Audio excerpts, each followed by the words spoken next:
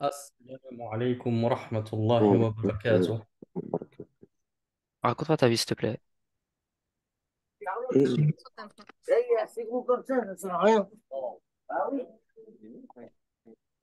Et on a oublié d'éteindre le micro.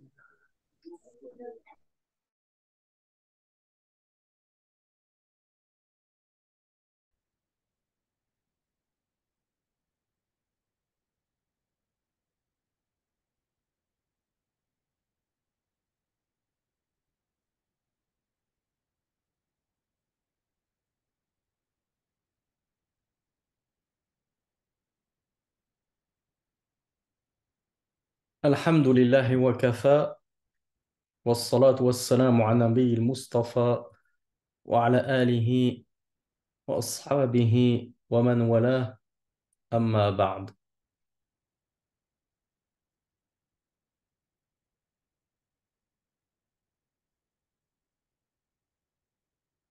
Alors, on s'était arrêté au cours précédent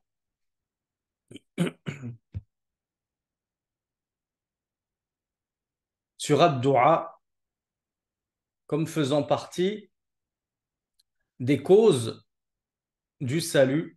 Et en l'occurrence, c'est la sixième cause du salut évoquée par le Cheikh Abdul Razak al-Badr, hafidhahullah. Ce cours, il va être important dans le sens que ce cours-ci et chapitre qu'on va finir, Inch'Allah, dans ce cours-ci, et le chapitre suivant, il va contenir pas mal d'invocations que je vous recommande chaudement d'apprendre.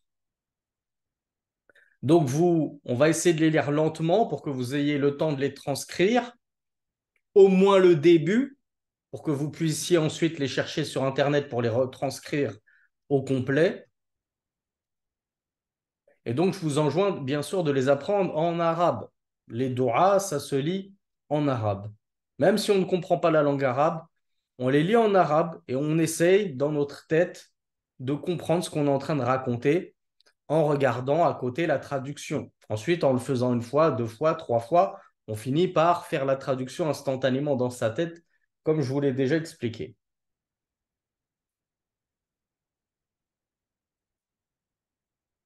Donc, on s'est arrêté aux deux versets où Allah subhanahu wa ta'ala nous dit, notamment dans Surat Al-Baqarah, la vache, lorsque mes serviteurs te questionnent à mon sujet, je suis proche, j'exauce l'invocateur lorsqu'il m'invoque, j'exauce l'invocation de l'invocateur lorsqu'il m'invoque, qu'il réponde donc à mon appel, qu'il croit en moi, afin qu'il soit bien guidé, afin qu'il chemine sur la droiture.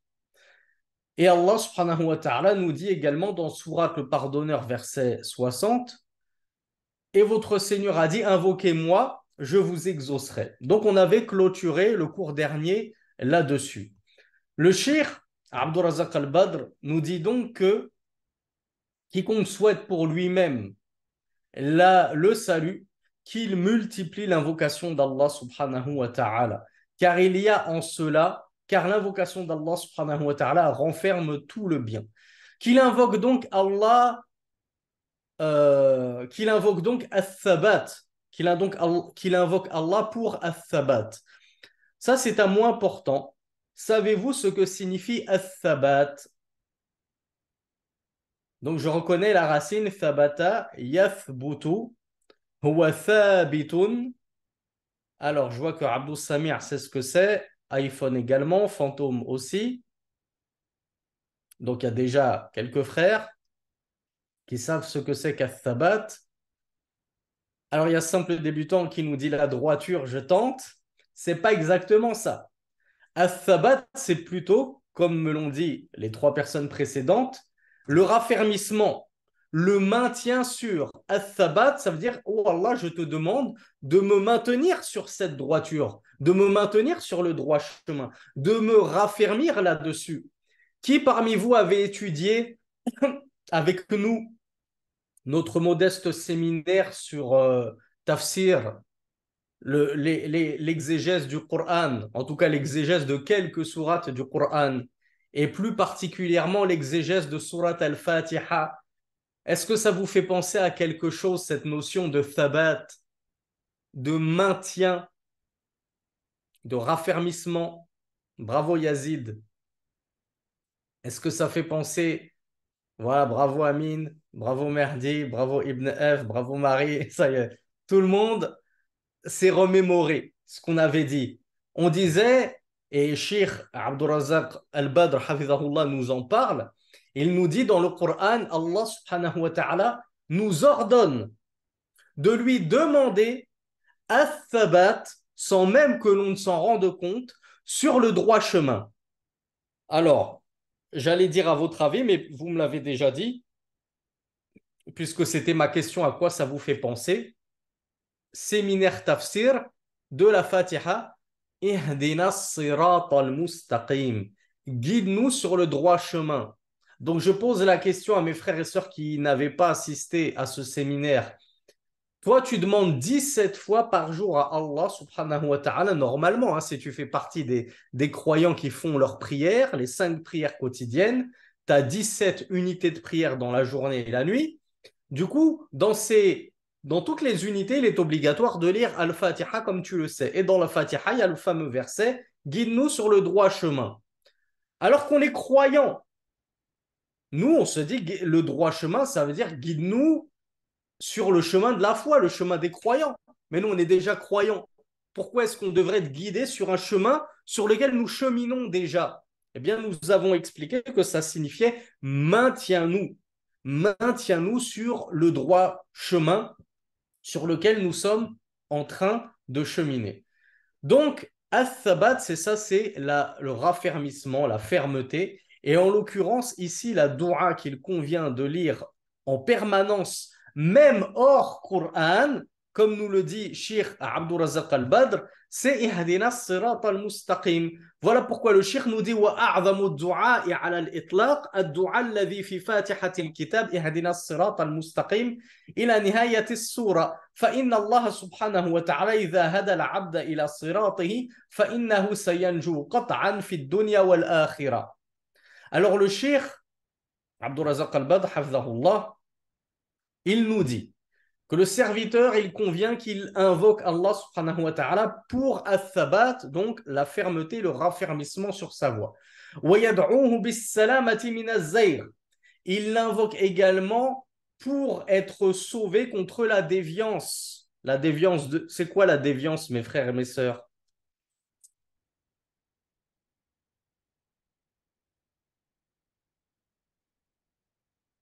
Alors la déviance, elle englobe tout un tas de choses. Elle englobe le shirk, qu'il soit akbar ou asghar, majeur ou mineur.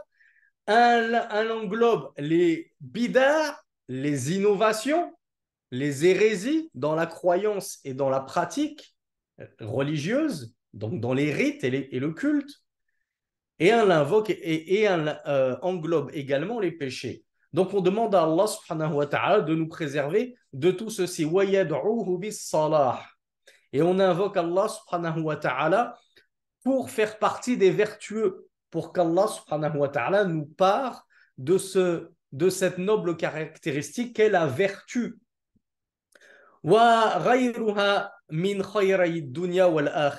Et il peut invoquer Allah subhanahu wa ta'ala pour autre que ceci parmi les biens mondains et de la vie future. Et la meilleure des du'as, nous dit le Cheikh Abdurrazaq Al-Badr, dans l'absolu, ala al-itlaq, savez-vous laquelle est-elle? Selon Cheikh Abdurrazaq Al-Badr, il a considéré que c'était la plus immense des du'as. On avait déjà étudié dans je ne sais plus quel cours que Rasulullah sallallahu alayhi wa sallam avait dit la meilleure des du'as, c'est la du'a de Arafat. Et la meilleure chose que j'ai dite, moi ainsi que les prophètes avant moi, c'est la ilaha illallah, wahdahu la sharika la, lahul mulk wa lahul hamdu wa huwa ala kulli shay'in qadir. Donc ça fait partie des meilleures du'as. Cheikh Abdurrazaq Al-Badr, il a considéré que la meilleure du'a, de façon absolue, c'était la du'a qui se trouve dans Al-Fatiha et qui commence par Ihdina sirat al-mustaqim jusqu'à la fin de la sourate. Sirat alladhina an'amta alayhim ghayril maghdubi alayhim waladdallin. Le Amin, il fait partie de de la doua et du verset de la Fatiha du coup? Non. On a dit que Amin ne faisait pas partie de la Fatiha.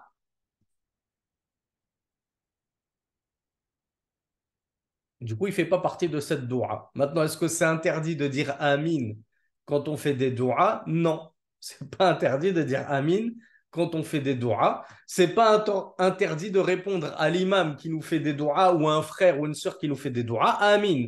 Puisque Amin, ça signifie Allahumma stajib, ou Allah exauce. C'est-à-dire, ou Allah exauce cette doua. Donc le shir nous dit par rapport à cette doua, guide-nous sur le droit chemin. Certes, Allah subhanahu wa ta'ala, lorsqu'il a guidé son serviteur sur le droit chemin, à votre avis, ce serviteur qui est guidé sur le droit chemin d'Allah, est-ce qu'il a le salut ou bien potentiellement il peut goûter au feu? Et il aura ce qu'on appelle le salut contre l'éternité en enfer, mais peut-être qu'il peut tomber en enfer. Alors ici, le Cheikh Abdul Razak al-Badr nous dit فَإِنَّهُ سَيَنْجُو قَطْعًا فِي الدُّنْيَا وَالْآخِرَةِ. Il est indubitable qu'il soit sauvé dans cette vie d'ici-bas et dans l'au-delà. Celui qu'Allah a guidé, subhanahu wa ta'ala, n'a rien à craindre. La khawfun alayhim wa lahum yahzanun. Dans de nombreux versets, Allah subhanahu wa ta'ala nous parle des muhtadoun. Qui sont les muhtadoun? Al-muhtadoun, c'est ismu fa'il du verbe hada, al-huda, les bien guidés. Donc les bien guidés, Allah Azza wa Jal nous dit dans plusieurs versets du Coran, ils ne connaîtront aucune peur et ils n'auront aucune tristesse, ils ne connaîtront aucune tristesse. Donc pour eux, c'est le salut assuré. Voilà pourquoi il est tellement important de demander à Allah subhanahu wa ta'ala la guidée. Question pour un champion, est-ce qu'il y a une différence entre demander à Allah Azza wa Jal la guidée et lui dire Ihdina sirat al-mustaqim, guide-nous sur le droit chemin? N'est-ce pas totalement la même chose? Donc on l'a vu, parmi les meilleurs douas qu'il y a à faire, il y a ce qu'on appelle les douas ma'thura, c'est-à-dire des douas qui nous sont hérités. Hérités de quoi à votre avis? D'où héritons-nous de ces invocations? Bravo, du Coran et de la Sunna. Donc, quels sont les meilleurs doigts que je puisse faire? Des doigts que je vais trouver directement dans le Coran, comme ce verset. Je vais utiliser ce verset. Je vais utiliser un autre verset. Par exemple, je vais faire des doigts contre les djinns, contre la sorcellerie, contre, comment ça s'appelle, le mauvais œil, toutes ces choses-là.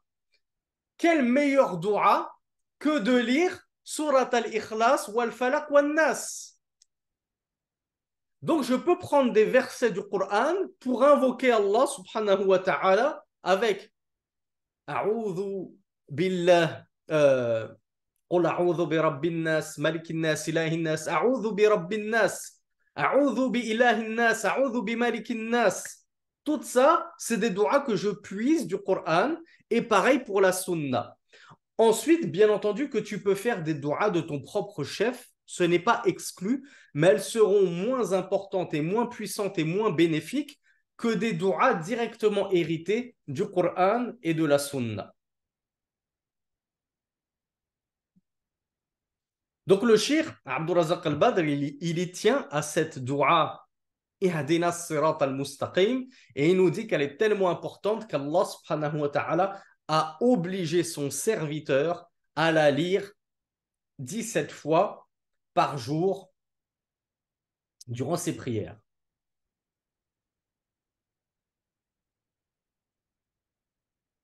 Ce qui nous laisse suggérer qu'on a le droit de lire cette doua ailleurs qu'en prière. Si je suis en dehors de la prière, j'ai envie de faire une doua à Allah subhanahu wa ta'ala, qu'est-ce qui m'empêche de dire Ihdina sirat al-mustaqim? Alors, tiens, petite question bonus. Une sœur qui est indisposée, est-ce qu'elle a le droit de lire cette doua Ihdina sirat al-mustaqim, puisqu'elle ne peut pas prier? Est-ce qu'elle a le droit de lire cette doua, sachant que de base c'est un verset? Et sachant qu'on a traité cette question dans un séminaire précédent et dans des cours précédents. Donc normalement, la question, elle est su. Et je vois que vous avez quasiment tous la bonne réponse. En tout cas, je n'ai pas vu de mauvaise réponse. Elle a le droit de lire ce verset. Pourquoi? Parce qu'elle ne le lit pas avec l'intention de lire du Coran. Ça, elle n'a pas le droit. Une sœur indisposée ne lit pas le Coran comme un frère en état de janaba, en état d'impureté majeure, ne lit pas du Coran. Mais elle lit cette parole dans le sens de dua. C'est une dua. Donc, une invocation même si elle est puisée du Coran ou de la Sunna, la sœur a le droit de la lire, même si elle est indisposée. Pareil pour le frère qui est en état de janab, puisqu'il le fait avec l'intention de l'invocation et non pas de la lecture du Coran. Donc, le cheikh Abdurrazaq al-Badr nous dit qu'il est très important de ne pas délaisser cette invocation. Et il nous dit, et ça on l'a déjà étudié dans le séminaire sur, comment on appelle ça, le tafsir de Surat al-Fatiha, l'exégèse de la Fatiha, il est important lorsque on lit le Coran et plus encore lorsqu'on lit la Fatiha en prière. Qu'est-ce qui est important de faire, mes frères et mes sœurs, lorsque je suis en pleine lecture du Coran et en l'occurrence de la Fatiha dans ma prière? Bravo. Il est important de méditer ce que je dis, de comprendre ce que je dis, de ressentir ce que je dis. Donc le cheikh Abdurrazaq al-Badr, il nous dit على المسلم وهو يقرأ سورة الفاتحة أن يستشعر هذا الدعاء العظيم. Il convient que le musulman, lorsqu'il lit la sourate al-Fatiha et qu'il arrive à ce passage-là, Ihdina as-sirat al-mustaqim, il convient qu'il ressente, qu'il prenne conscience qu'il est en train de faire une dua immense à Allah subhanahu wa ta'ala. Et est-ce que Allah subhanahu wa ta'ala exauce toutes les duas? Ou bien il y a un type de dua qu'il n'exauce pas? Voilà, bravo iPhone. Bravo Amina. C'est ça la réponse que j'attendais. Bravo Mehdi. Bravo Abdou Samir. Bravo. Alors là, ça y est, tout le monde a suivi d'un coup. Il y a toujours 3-4 qui répondent très vite et puis après, ça défile d'un coup. Allahumma barik. Qu'Allah vous bénisse tous. Rasulullah sallallahu alayhi wa sallam nous avait dit Inna Allah la yastajibu du'a'an min qalbin ghafilin lahin. Certes, Allah n'exauce pas l'invocation d'un cœur distrait et négligent. Donc, comment ça se fait que toi, tu es en pleine prière, en pleine lecture d'Al-Fatiha, tu dis Ihdina as-sirat al-mustaqim et tu ne ressens même pas que tu es en train d'invoquer Allah pour la guider.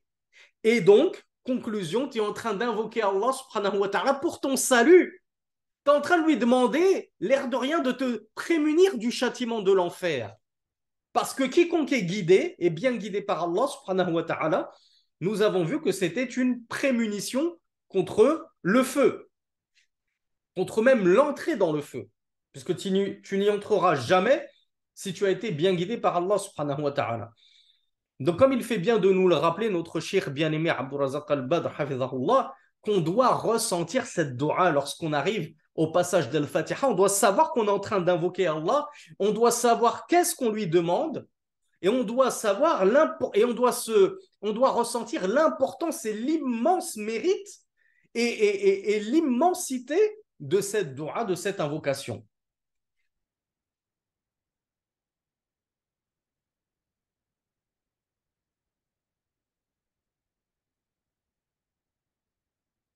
Alors, petite question. Je pense que je vais avoir beaucoup de bonnes réponses, mais peut-être que certains ne le savent pas.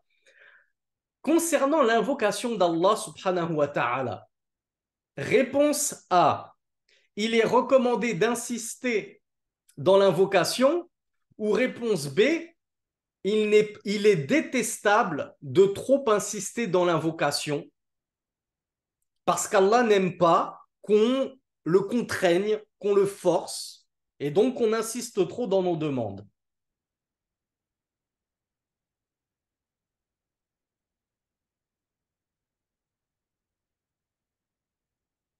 Alors étonnamment, ça a défilé très vite, il y a eu beaucoup de réponses et j'ai l'impression que vous m'avez tous donné la bonne réponse qui était la réponse C. Je vous ai piégé. Non, je plaisante. Je plaisante. La bonne réponse, c'était la réponse A. Il est recommandé d'insister dans l'invocation. Pourquoi? Est-ce que Allah, il aime qu'on l'invoque? Ou bien Allah n'aime pas qu'on l'invoque? Ou bien ça ne lui fait ni chaud ni froid? Ni il aime, ni il n'aime pas. Allah, il aime qu'on l'invoque. Bonne réponse. Qui va m'expliquer pourquoi Allah, il aime qu'on l'invoque? Il y a Merdi qui m'a apporté la bonne réponse avant que je pose la question. Bravo. Bravo à tous ceux qui ont eu la bonne réponse. On a dit dans le cours précédent que l'invocation, c'est l'adoration. Lorsque tu invoques Allah, tu t'en rends peut-être pas compte, mon frère, ma soeur, mais tu es en train d'adorer Allah. Question pour un champion, est-ce qu'Allah aime qu'on l'adore? Qui oserait me dire non, alors que c'est le but de notre création? Et je n'ai créé les djinns et les hommes que pour qu'ils m'adorent. Donc on remet toutes les pièces du puzzle dans l'ordre, mes frères et sœurs, vous êtes d'accord? Allah aime qu'on l'adore. Du coup, Allah nous a créés pour son adoration. Donc Allah aime qu'on l'adore. Donc Allah aime qu'on l'invoque. Donc Allah subhanahu wa ta'ala aime qu'on multiplie les invocations et cela ne le courrouce pas, cela ne le gêne en rien, cela ne lui nuit certainement pas. Au contraire, le messager d'Allah sallallahu alayhi wa sallam nous a même appris que lorsqu'on invoque Allah subhanahu wa ta'ala, on doit multiplier l'invocation, on doit insister dans l'invocation. Il y a une chose qui ne convient pas de faire, alors il y a deux choses qui ne convient pas de faire lorsqu'on invoque Allah subhanahu wa ta'ala. Et je tire je ne sais pas comment on appelle ça, c'est pas une shashia, mais je tire ma shashia marocaine à celui qui va m'apporter les deux réponses d'un coup. Pas juste une.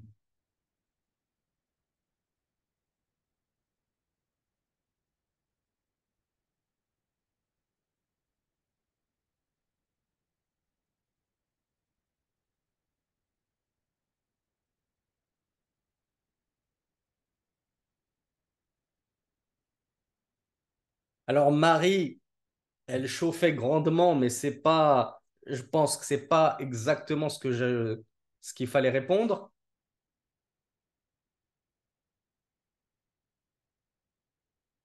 Alors il y a la personne qui s'appelle O, qui m'a donné la bonne réponse.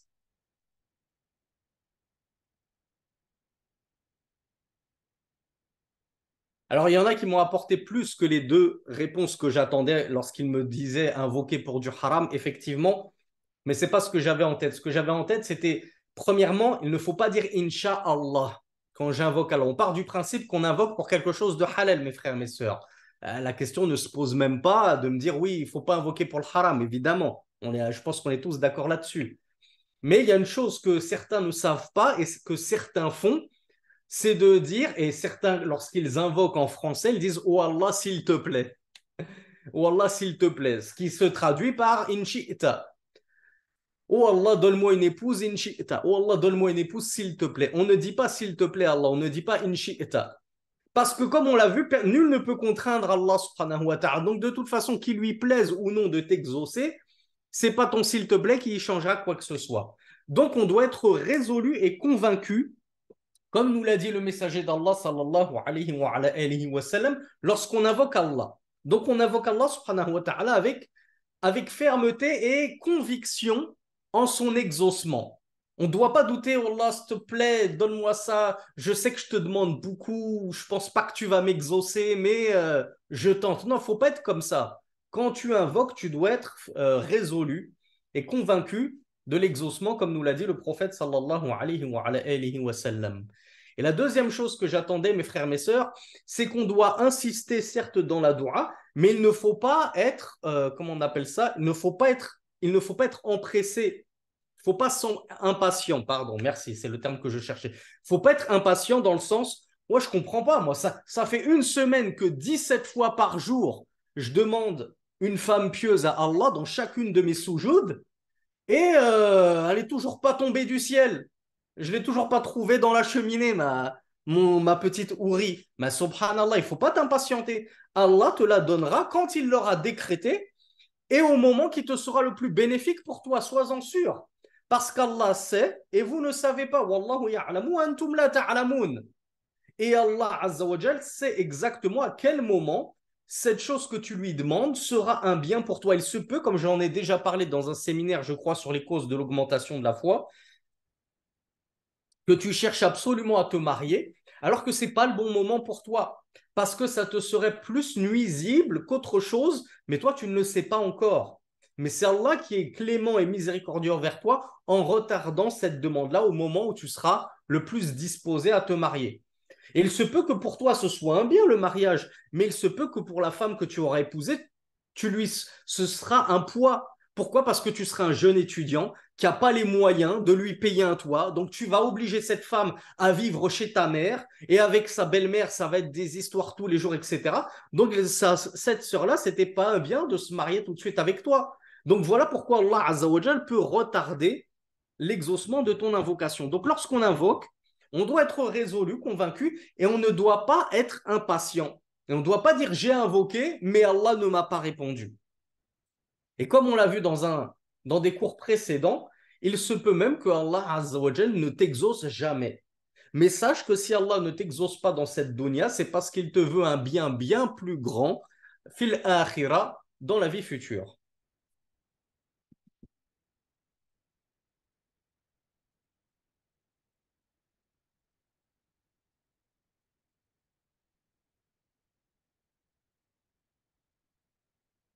Alors, pour gagner en concision, je vais sauter tous les versets où le shir Abdurrazaq al-Badr nous dit que la demande de salut elle est tellement importante que même les messagers d'Allah sallallahu alayhi wa sallam invoquaient pour qu'Allah subhanahu wa ta'ala leur accorde le salut. Alors je vais en citer peut-être un ou deux juste en guise de preuve pour montrer que le shir ne parle pas sans preuve et sans dalil. Il y a par exemple la parole de Nuh. قال رب إن قومي كذبون فافتح بيني وبينهم فتحا ونجني ومن معي من المؤمنين. Noé avait dit à Allah subhanahu wa ta'ala, comme on le trouve dans Surat Ash-Shu'ara, les poètes, versets 117 et 118, il dit Seigneur, mon peuple m'a traité de mensonge, de menteur, d'imposture. Tranche alors entre nous et entre moi et eux et délivre-moi, c'est-à-dire accorde-moi le salut et sauve-moi, ainsi que ceux qui sont avec moi parmi les croyants. Donc ici, Noé, qui est un Rasulullah, il fait partie du top combien? Noé parmi les messagers, on classe en numéro 8, numéro 7. Il fait partie du top 5. Comment on l'appelle le top 5 des messagers? On l'a déjà vu en plus. Donc ceux qui nous suivent régulièrement le savent. Bravo. On les appelle Ulul Azm, les doués de résolution, justement. Quand ils invoquaient, ils étaient résolus. Ils étaient résolus dans leur affaire, dans la religion, dans la da'wa. Donc Noé, le doué de résolution, eh bien, il a invoqué son Seigneur en lui disant, mon peuple m'a traité de menteur, donc juge entre eux et moi, et sauve-moi, Nadjeni, sauve-moi, c'est que les croyants avec moi. Donc Allah, qu'est-ce qu'il a fait? Quiconque exauce Allah, quiconque invoque Allah, pardon, il l'exauce. Donc Allah nous dit dans le verset suivant, alors nous les avons sauvés. Lui, alors nous l'avons sauvé, ainsi que ceux avec lui, sur le bateau chargé.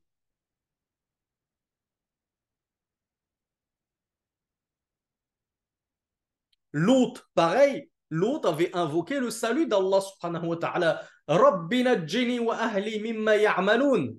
Seigneur, sauve-moi ainsi que ma famille de ce qu'ils œuvrent. Qu'est-ce qu'ils œuvraient le peuple de l'autre? Quelle était cette turpitude que n'avait jamais connue l'humanité avant?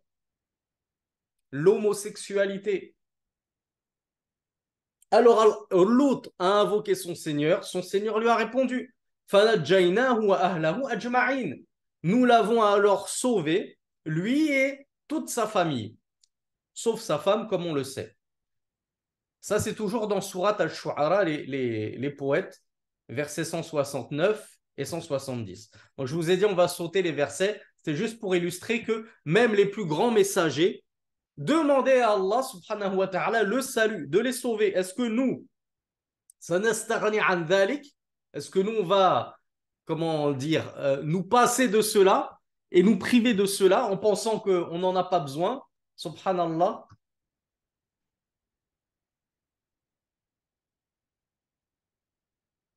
Donc le cheikh Abdurrazaq al-Badr hafidhahullah, nous dit que celui qui va méditer le Coran, il va trouver qu'il y a un grand nombre de doigts des messagers et des prophètes qui questionnaient, qui invoquaient, qui demandaient à leur Seigneur et qui se réfugiaient en lui en toutes circonstances. Et alors, leur Seigneur exauçait leur doua, leur invocation, il leur donnait le salut et tout ce qu'il leur demandait.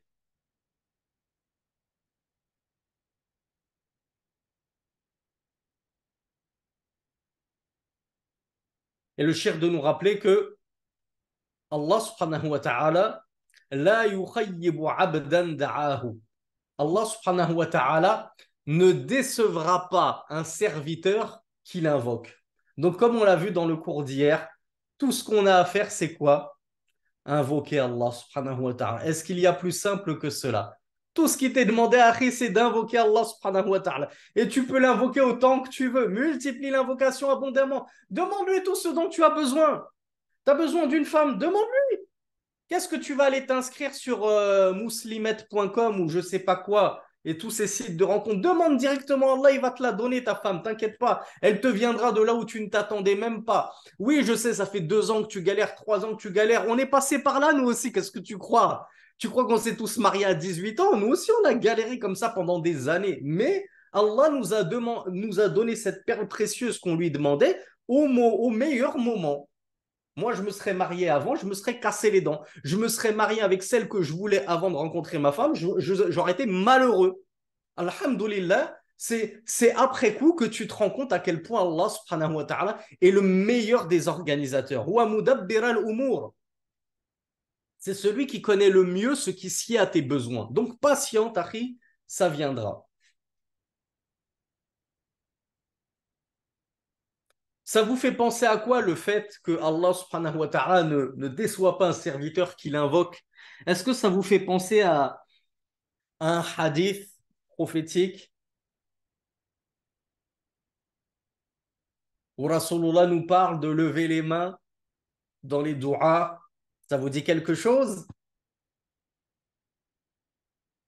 Qu'est-ce qu'il a dit le messager d'Allah sallallahu alayhi wa sallam? Il a dit lorsque le serviteur invoque Allah en levant ses mains, Allah subhanahu wa ta'ala yastahyi. Il a honte de lui rendre ses mains vides. C'est-à-dire, il va baisser les mains, il va cesser sa doua, il va partir faire autre chose. Et voilà, il aura les mains vides. Il n'a pas été exaucé. Donc Allah subhanahu wa ta'ala, lorsque tu l'invoques, ça fait partie des bonnes convenances de l'invocation, de la doua, de lever les mains. Et comme on l'a vu, à certains moments où ce n'est pas légiféré, mais en dehors de ces certains moments, c'est légiféré, c'est même recommandé de lever les mains lorsque tu invoques Allah subhanahu wa ta'ala. Et Allah ne te décevra pas, sois-en sûr, on l'a dit, il faut al-azm, il faut la conviction qu'Allah subhanahu wa ta'ala t'exaucera. Donc ne commence pas à douter. Le cheikh nous dit wala yaruddu sa'ilan rajahu. Allah subhanahu wa ta'ala ne renverra pas, c'est-à-dire ne renverra pas les mains vides, un questionneur qui a espoir en lui. Subhanallah. فَمَنْ رَامَ النَّجَاةَ فِي الدُّنْيَا وَالْآخِرَةِ فَعَلَيْهِ بِالدُّعَى. Quiconque donc recherche le salut dans cette vie d'ici-bas et l'au-delà, le cheikh nous dit فَعَلَيْهِ بِالدُّعَى. Et bien qu'il fasse des doigts, tout simplement, qu'il fasse des invocations.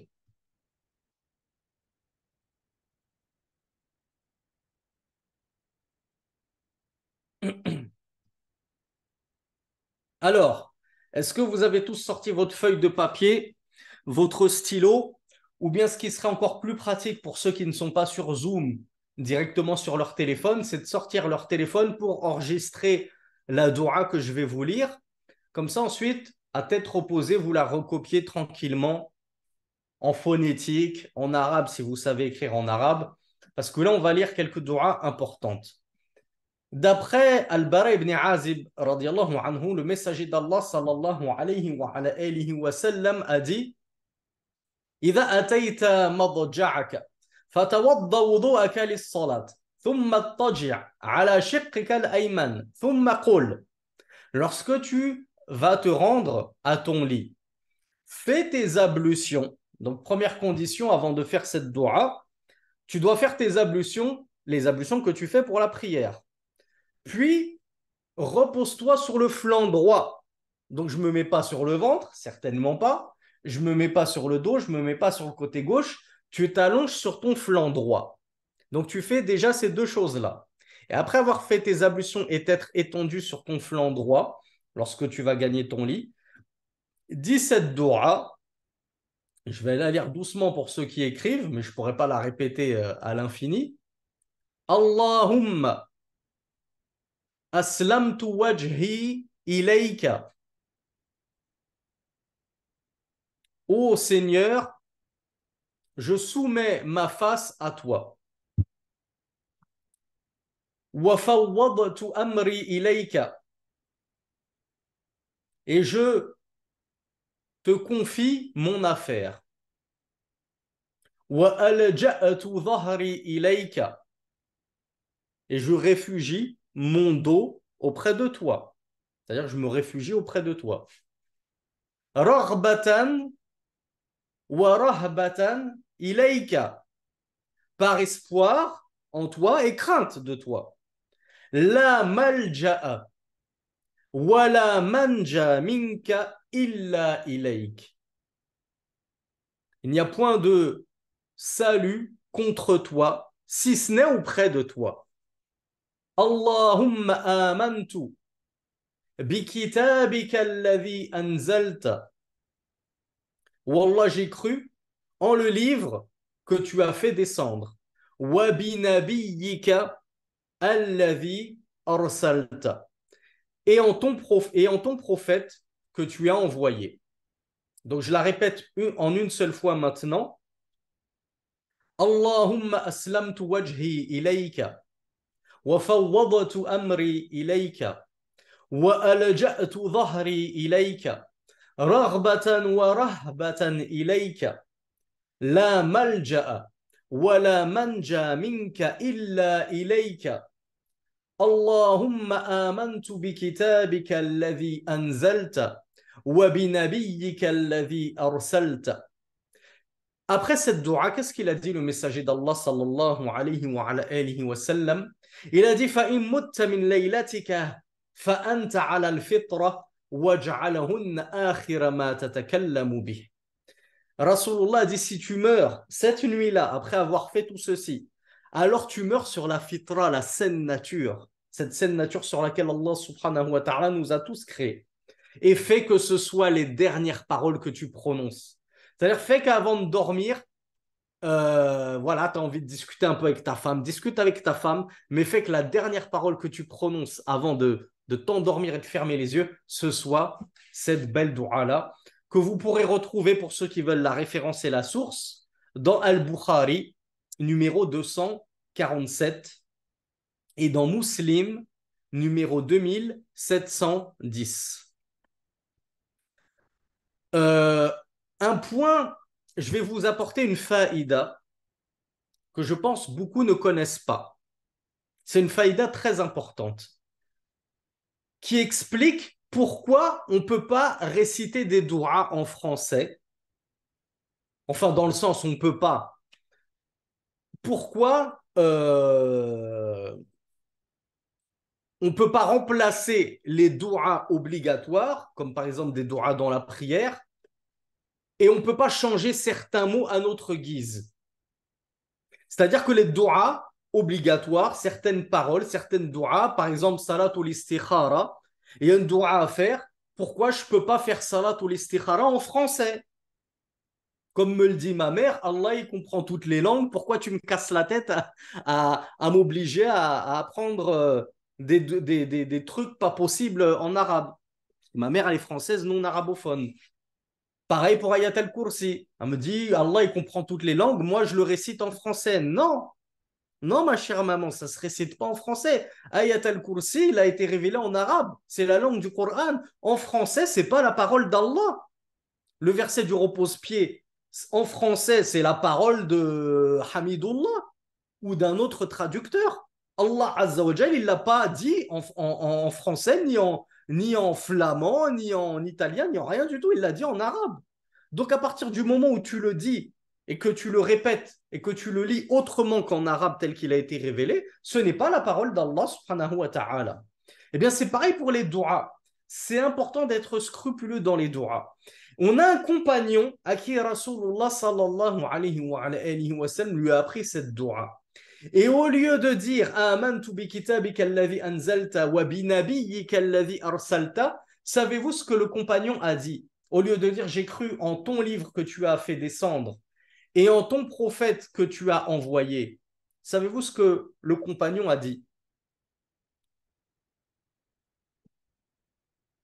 Alors bravo à iPhone qui a la bonne réponse. Au lieu de dire binabiyyika, en ton prophète, il a dit birasoulika. J'ai cru en ton messager. À votre avis, techniquement parlant, est-ce qu'il y a une différence à dire j'ai cru en ton prophète ou j'ai cru en ton messager? Techniquement parlant, il n'y a aucune différence puisque tout messager est forcément prophète. Donc, si Allah me dit j'ai cru en ton prophète et que moi je dis j'ai cru en ton messager, c'est bon aussi parce que le fait de croire en ton messager, forcément, il est aussi prophète. Et Muhammad sallallahu alayhi wa sallam, c'était un messager. Donc, si je dis j'ai cru en ton messager, Muhammad sallallahu alayhi wa sallam, ça revient à la même chose que si je disais j'ai cru en ton prophète. Par contre, si je l'avais dit au sujet d'un prophète qui n'a pas été fait messager, là, oui, ce serait une faute, puisque tous les prophètes n'ont pas accédé au rang de messager. Mais Rasulullah sallallahu alayhi wa sallam, il ne lui a pas laissé passer cette faute lorsque le compagnon a répété la dua en se trompant et en disant Bi rasulika alladhi arsalta. Il l'a repris et il lui a dit Bi nabiyyika alladhi arsalta. Et ce hadith-là, c'est une preuve et c'est un fondement qu'on ne peut pas jouer avec les doigts. On ne peut pas les manipuler comme bon m'ensemble. Oh, c'est pas grave si j'ai inversé les termes, c'est pas grave si j'ai dit un mot à la place d'un mot. Parce que Rasulullah sallallahu alayhi wa sallam ne lui a pas laissé remixer entre guillemets cette doua en changeant un terme par un autre, alors que ce terme-là, techniquement parlant, il était quand même bon d'un point de vue aqidah, d'un point de vue dogmatique. Mais Rasulullah l'a corrigé, sallallahu alayhi wa sallam, en lui répétant le terme qu'il fallait dire, bi nabiyyika alladhi arsalta. À votre avis, pourquoi? Est-ce que Rasulullah sallallahu alayhi wa sallam, c'est lui qui a inventé les douas de son propre chef? Il s'amusait comme ça à parler par passion et à inventer comme ça pour nous une religion. Il ne parlait pas sous l'effet de la passion. Il n'était qu'une révélation inspirée. Donc tout ce que Rasulullah sallallahu alayhi wa sallam transmettait à ses compagnons, c'était une révélation de la part du Tout-Puissant. Donc à partir du moment où Allah Azza wa Jal nous a révélé par l'intermédiaire de notre messager Muhammad sallallahu alayhi wa sallam toutes ces magnifiques douas, on ne peut pas nous ensuite venir prendre ces invocations qu'Allah Azza wa Jal nous a fait descendre pour notre salut et commencer à les modifier à notre guise. Donc imaginez-vous s'il est tellement important de respecter la langue arabe et les termes précis dans les doigts ma'thura, les doigts hérités du Coran et de la Sunna, que pensez-vous de nos frères et sœurs qu'Allah leur facilite, qui ne sont pas arabophones et qui se disent c'est pas grave, tant que j'ai pas la langue arabe, je vais lire ces doigts en français. Ben non, Akhi, non, je suis désolé, tu ne peux pas escompter, escompter, parce que ça s'écrit escompter, mais on m'a repris. Et il paraît que ça se prononce escompté, comme les comptes. Du coup, tu ne peux pas escompter, obtenir toute la récompense dont Rasulullah nous a parlé. Tu seras tu mourras sur la fitra, etc. Il y a d'autres doigts, si tu les lis, tu vas au paradis, Allah il t'efface tous tes péchés. Tu ne peux pas escompter avoir une telle récompense si toi tu ne fais même pas l'effort d'apprendre ces doigts telles qu'elles ont été enseignées par le prophète sallallahu alayhi wa sallam, alors que nous qui sommes arabophones, ben, on fait l'effort de les apprendre. Parce que ce n'est pas parce qu'on est arabophone que c'est facile. Il faut aussi les apprendre par cœur, ces doigts pour pouvoir les réciter tous les soirs sur ton oreiller. Tu ne vas pas toujours avoir ton petit ouvrage. Donc, celui qui se casse la tête à apprendre la langue arabe, à apprendre des doigts, et l'autre, il ne veut pas se casser la tête, il veut se faciliter la vie. Allah, il va nous donner tous les deux la même récompense. Non, là, ce serait de l'injustice. Donc, qu'Allah vous facilite, mes frères et mes sœurs, à apprendre la langue arabe pour pouvoir être capable de lire vos doigts en arabe telles qu'elles ont été révélées. Mais comme je l'ai dit, si tu n'as aucune langue arabe pour pouvoir lire ces doigts, même en phonétique, c'est compliqué, tu peux malgré tout faire des doigts en français de ton propre chef. Oh Allah, préserve-moi du châtiment de la tombe et du feu, etc. Fais des doigts. Inch'Allah, Allah t'exaucera. Mais on ne dit pas que ces doigts auront la même récompense que les doigts hérités du Coran et de la Sunna.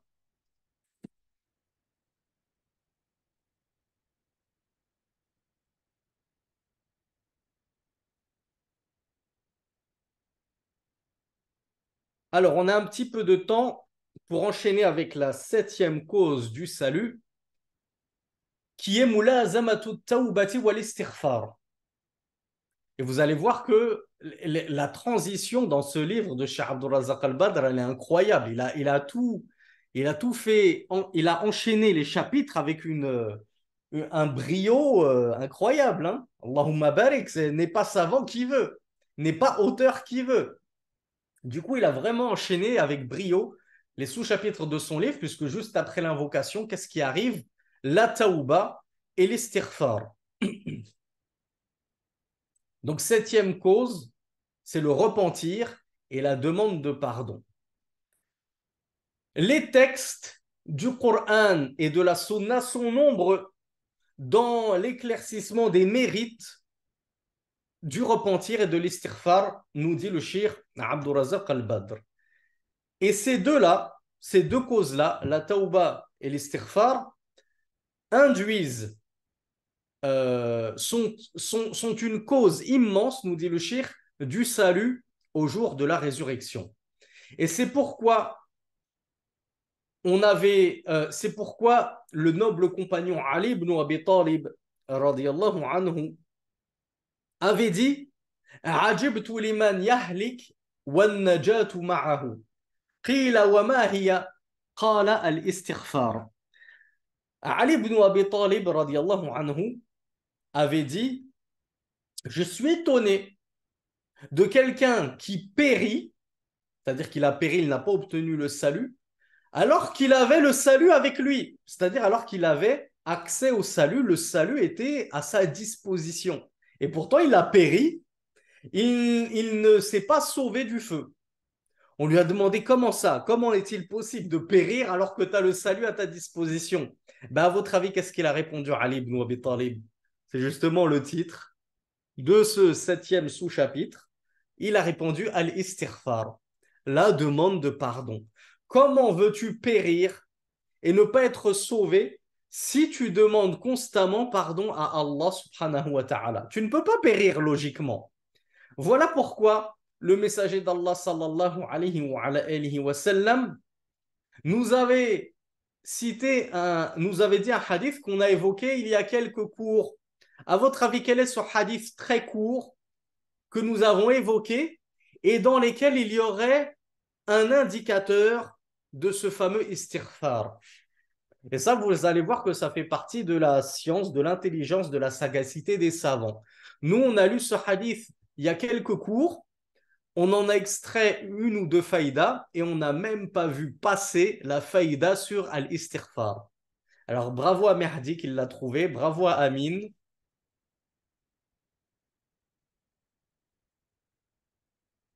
Bravo les frères parce que c'était pas évident, honnêtement.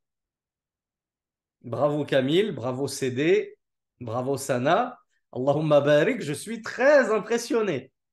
Je suis très impressionné. Bravo Ibn F, bravo Safia et bravo Imran. Allez, on clôt le top 10. C'était le fameux hadith où le messager d'Allah sallallahu alayhi wa sallam nous a dit tiens ta langue, que ta maison te suffise et pleure sur ton péché. Et le shir nous explique que al-mudaf, al-mufrad al-mudaf, yadullu ala al-umum. Dans la langue arabe, voilà, le terme, un nom singulier, lorsqu'il est annexé à un mot, il connote la globalité. Donc là, al-khati'a, c'est vrai que c'est mufrad, c'est un péché, ton péché, mais comme il est annexé au kaf, qui veut dire le tien, il veut dire tes péchés en réalité. Donc il faut comprendre le hadith dans le sens pleure sur tes péchés et non pas ton péché, parce que généralement, de toute façon, personne n'a qu'un seul péché à son compteur. Donc pleure sur tes péchés. Alors tous ceux qui m'ont donné la bonne réponse, on va voir si c'était entre guillemets un coup de bol ou si vous avez su pousser la réflexion plus loin. Pourquoi pleure sur tes péchés? Ça devrait nous mettre sur le chemin de l'istighfar, de la demande du pardon. Bravo à ça. Bravo Marie. Parce que normalement, si je pleure pour un péché, c'est que vraiment je le regrette amèrement.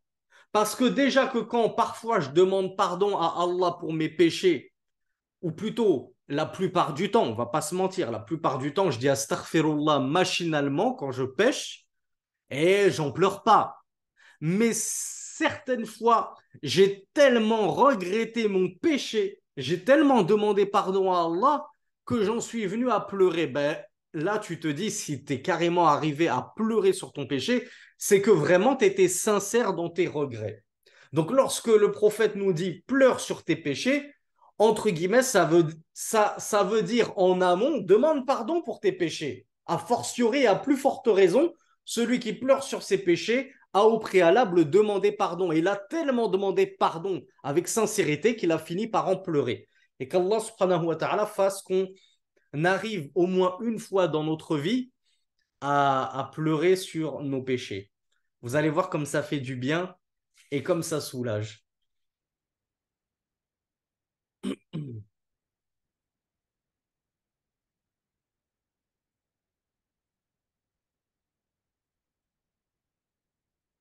Donc bien sûr, le Cheikh Abdurrazaq al-Badr nous dit on demande pardon pour quel péché, mes frères et mes sœurs? Puisque le Rasulullah nous a parlé de nos péchés. Lesquels précisément? Les petits ou les grands? Les péchés apparents ou mineurs?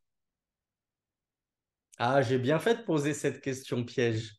Tous les péchés, alors vous êtes nombreux à m'avoir apporté la bonne réponse, mais j'en ai qui m'ont dit juste les kaba'ir. Ben non, justement. Je demande pardon pour tous les péchés. Vous savez que qu'est-ce que le repentir si ce n'est une grosse demande de pardon sincère? C'est juste que le repentir, en plus de l'istighfar, il a des conditions sine qua non. Mais la tauba, c'est un istighfar exponentiel, puissance 10. Donc, lorsque je demande pardon à Allah, subhanahu wa ta'ala, je dois lui demander pardon pour tous mes péchés.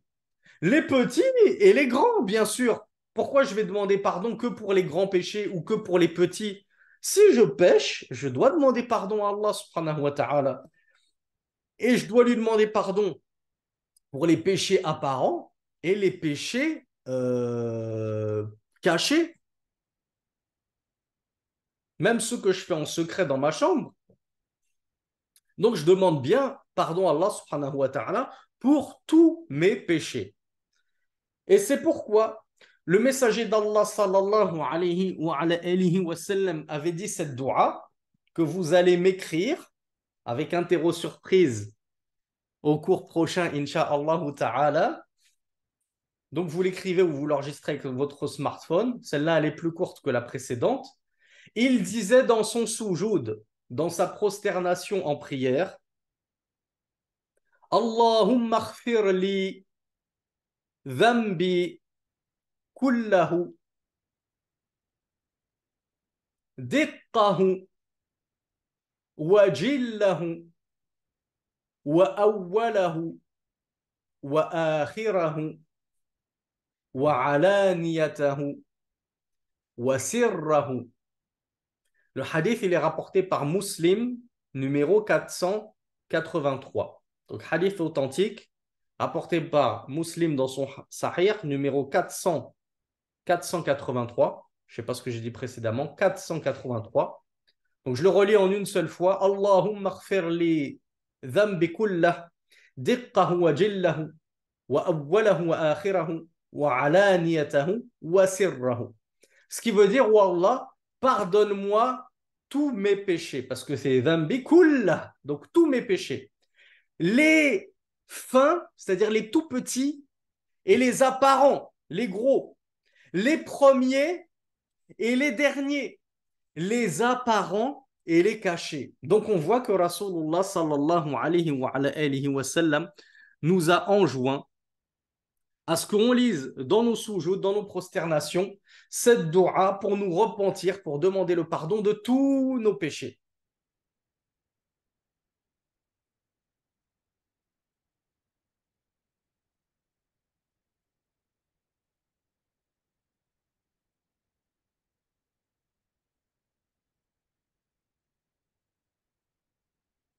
Et comme on l'a vu à moult reprises, celui qui se repent d'un péché, celui qui demande pardon sincèrement à Allah subhanahu wa ta'ala pour son péché, quelle est la conséquence, mes frères et sœurs?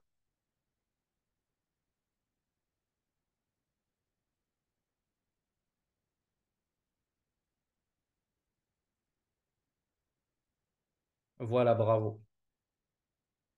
Il est comme celui qui n'avait jamais péché. On pousse la réflexion un poil plus loin. Du coup, celui qui n'a jamais péché, quelle est sa conséquence? Quelle est la conséquence? Qu'est-ce qu'il va devenir de lui? Il va gagner le salut dans cette vie d'ici-bas et dans l'au-delà. Donc, il ne sera jamais inquiété par l'enfer. Du coup, c'est intéressant de demander pardon à Allah de tous nos péchés. C'est pas utile à mort de se repentir de tous nos péchés sans en délaisser aucun, sans repentir et sans istighfar. Tous les péchés, je demande pardon à Allah subhanahu wa ta'ala. Je me repens. Comme ça, c'est comme si j'avais zéro péché à mon compteur. En réalité, dans ma vie, j'en ai fait plein des péchés. Mais ce qu'on regarde, c'est la finalité. Al-a'malu bil khawatim, comme nous l'a appris le messager d'Allah sallallahu alayhi wa sallam. Les œuvres, elles ne valent réellement que par leur finalité. Si au final, on voit que dans ton livre, il n'y a plus que des bonnes œuvres et toutes les mauvaises actions, les mauvaises fautes, les mauvaises œuvres, elles ont été effacées par ton istighfar et ta tauba, ça y est, c'est le jackpot pour toi. C'est le jackpot, tu ne seras pas inquiété par l'enfer, Inch'Allah ta'ala. Donc le Cheikh Abdurrazzaq al-Badr de conclure en nous disant que lorsque le serviteur se repent à son Seigneur d'un repentir sincère, comme on l'a vu, le repentir hypocrite ne vaut absolument rien. Donc c'est un repentir sincère qui coche donc toutes les conditions. Al-iqla'u 'ani dhunub jami'uha. Donc le fait de se repentir, si le serviteur se repent de tous ses péchés, nous dit le Cheikh Abdurrazzaq al-Badr, et qu'il regrette d'avoir commis tous ses péchés, et qu'il est résolu à ne plus jamais retourner à ces péchés-là,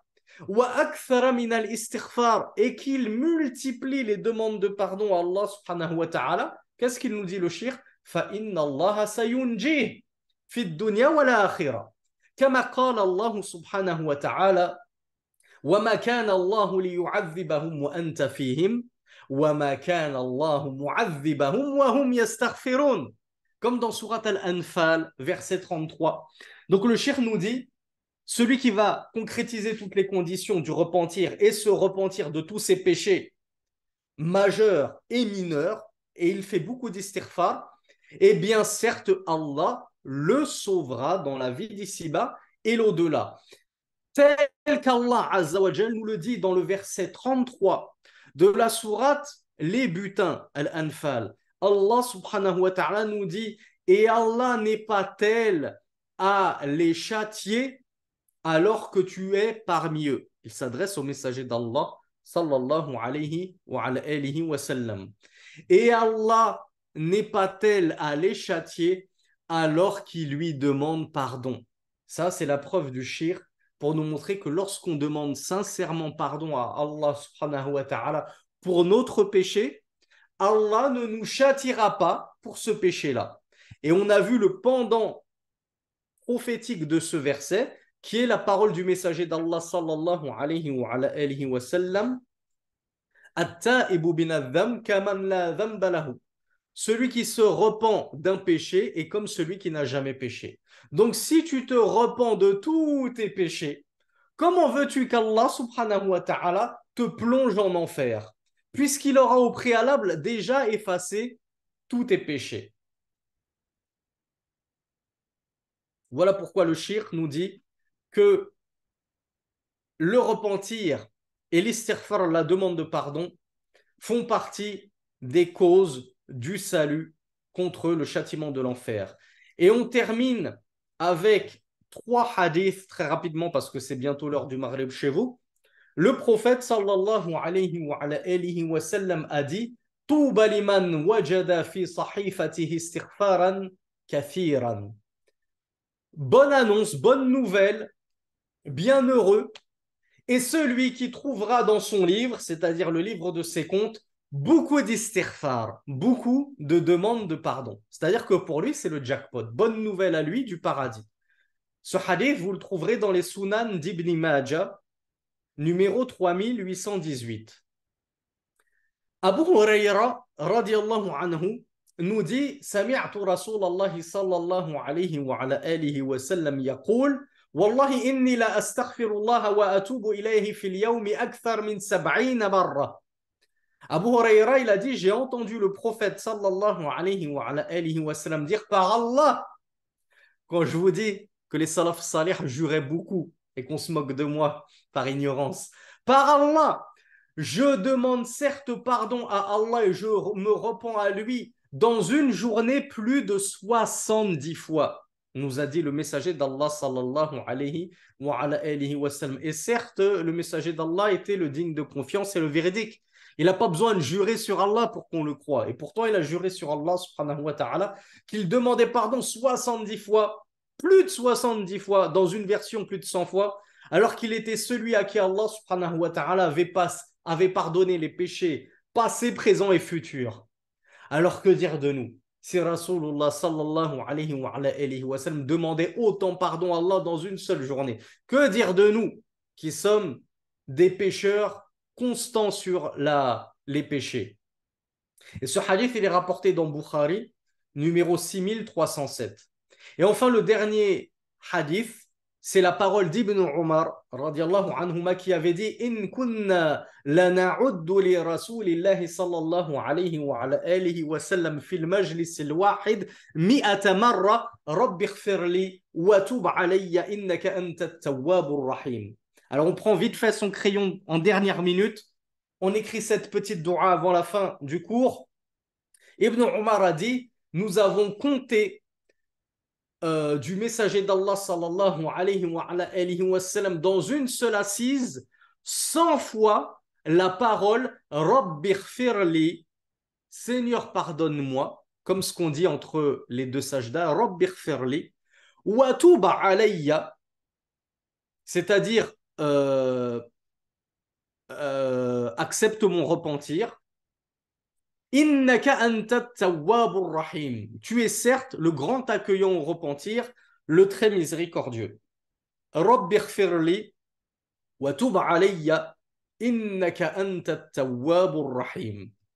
Et ce hadith-là, cette parole du messager d'Allah, cette belle dua, on la trouve dans les Sunan d'Abi Daoud, numéro 1516.